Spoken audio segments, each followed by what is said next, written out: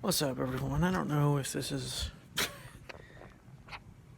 I can't tell whether it's facing me or not, because it's fucking confusing. Well, it's not confusing, but um.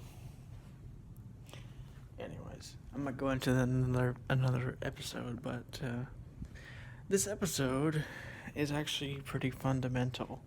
It's why I made it the first episode, official, true episode with actual information in it that I've made in a very long time on this show. It's basically going to be what my old show was about, my old channel was about. Well, technically this channel, but before I had it renamed to Be Well Informed.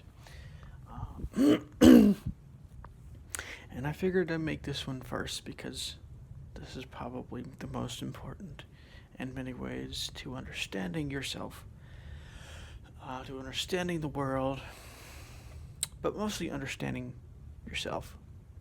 And it has to do with. Sorry, I turned it the wrong way. Let me see.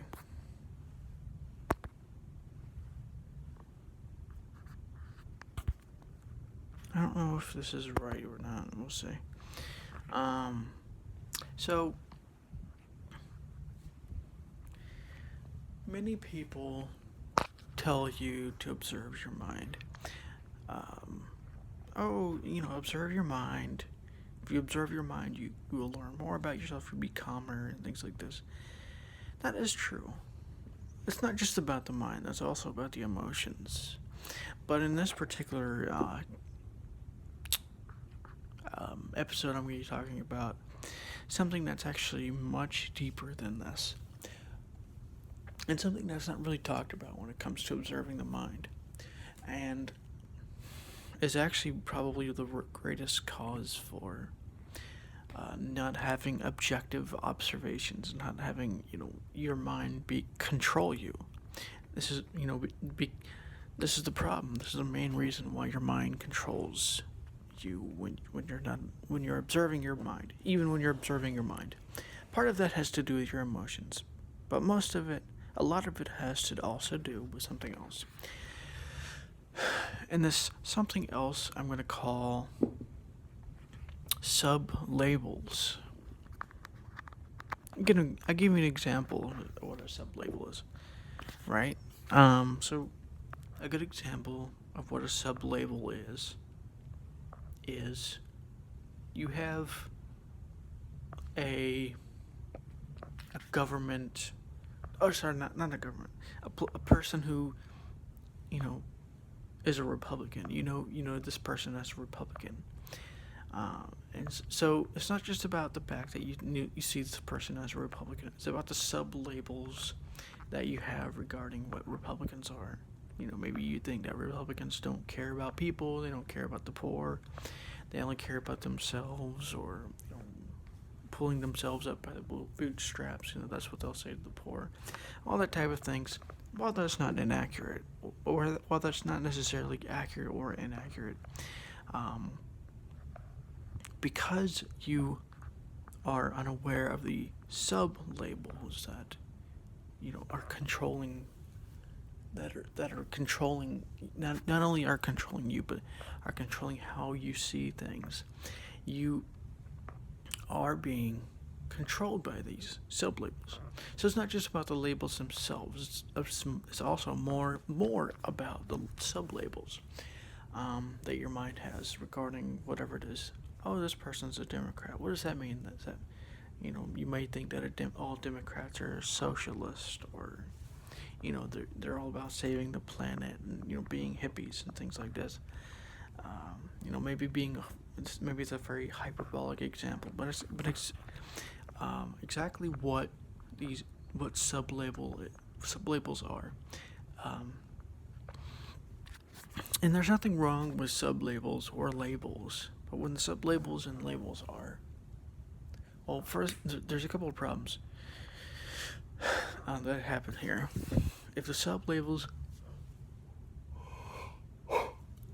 or the labels are unaware, if you're not aware of them, you will be controlled by them. The second thing is that if you aren't aware of them, you won't be aware of the bias that is caused because of these sublabels, especially if you believe them.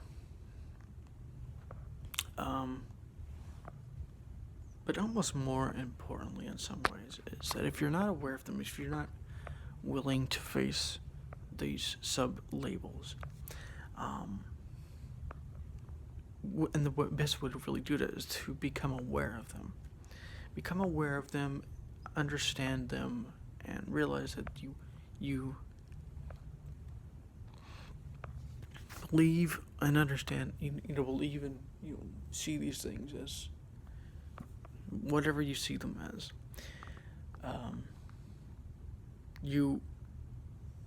Well, that really doesn't really matter as much, but I might go into that in another episode. But it's really about understanding them. It's really about seeing them for what they are.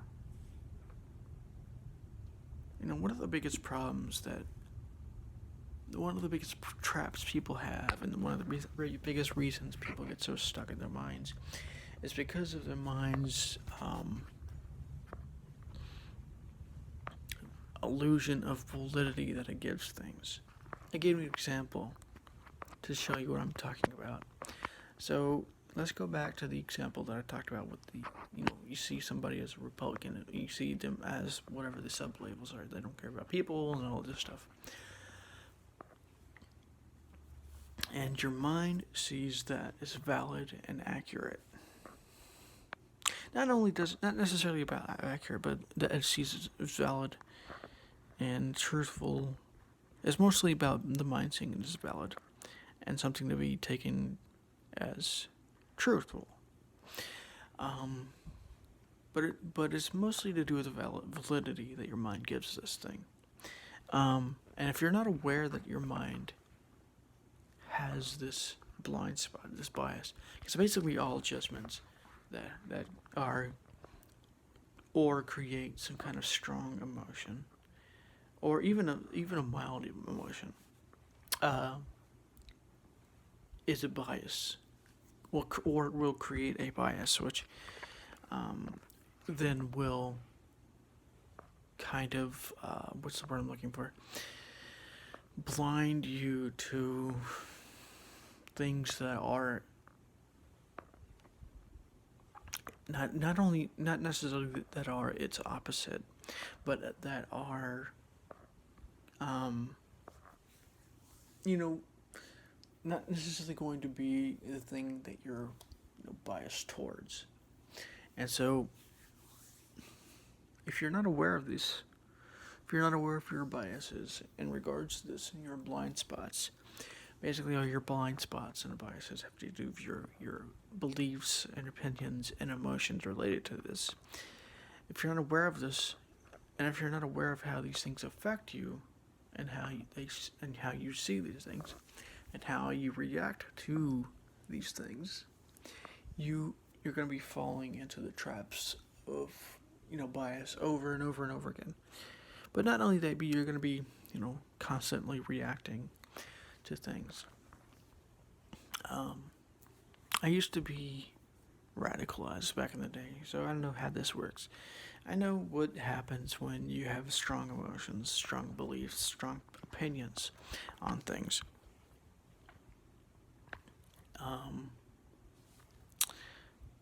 You can think of it this way. If you're angry, what are you going to be doing? Are you going to be calm and rational in regards to this, or are you going to be complaining or getting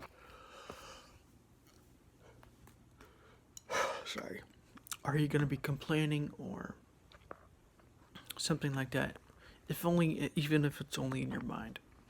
And I think the answer is pretty obvious. And this anger causes bias, is what's causing or is part of what bias is. Not really going to go into that too much, but I just wanted to make this episode to explain to you that it's not just about the labels and the emotions that you have. It's also about the sub-labels that are related and are a part of the labels that your mind has to things. Because that's really where the trap is. Because the sub labels themselves are so like unconscious in a sense, because they're sub labels.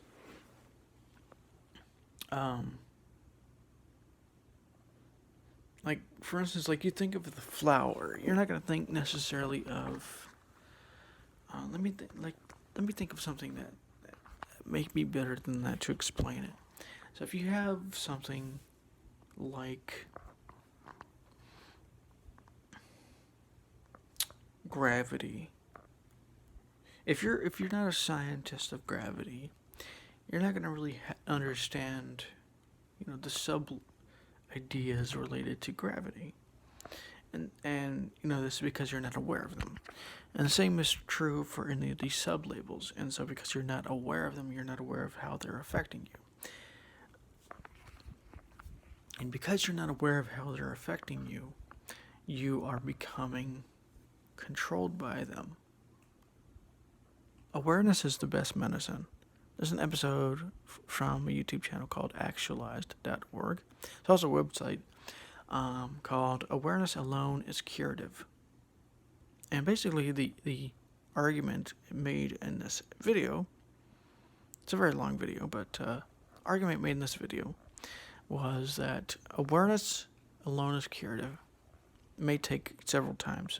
Becoming aware of this thing may take 10 or 20 or 30 times. It may take a month, it may take 2 months, or whatever, however many months or years it takes.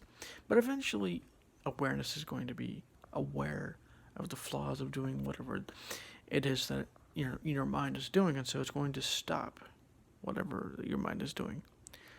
And so take this idea, and I have expanded it because I understand this. At first, when I first heard this idea that awareness alone is curative, I'm like, no, that can't be. That's too simple. But actually, it's pretty much mostly true. I mean, there's other sort of things to be said about that, which I might make other videos on in the future, but it is for the most part true. So, anyways, just be well informed, and I'll talk to you in the next episode.